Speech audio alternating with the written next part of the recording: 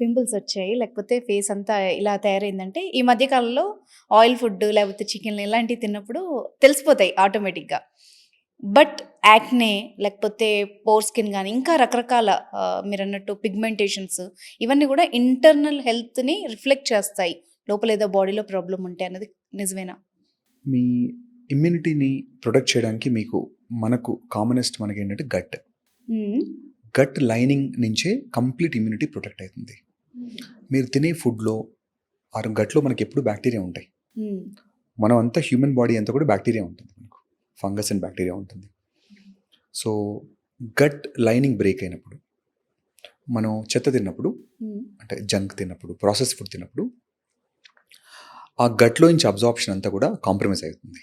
Gut warrior దెబ్బతిన్నప్పుడు హ్మ్. ఖచ్చితంగా మీకు that is direct reflection of your immunity. మీరు ఇమ్యూనిటీ లో అవ్వంగానే హ్మ్. మన న్యాచురల్ బ్యాక్టీరియా కూడా మన మీద అటాక్ చేస్తాయి.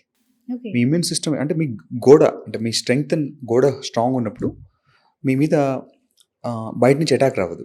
మీ మూమెంట్ గోడ వీక్ అయిపోగానే every will jump on the wall, break the wall.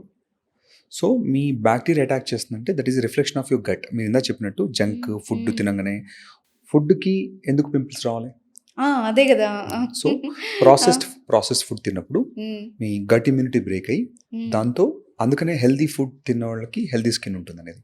Okay. గట్కి స్కిన్కి డైరెక్ట్ కనెక్షన్. హ్మ్.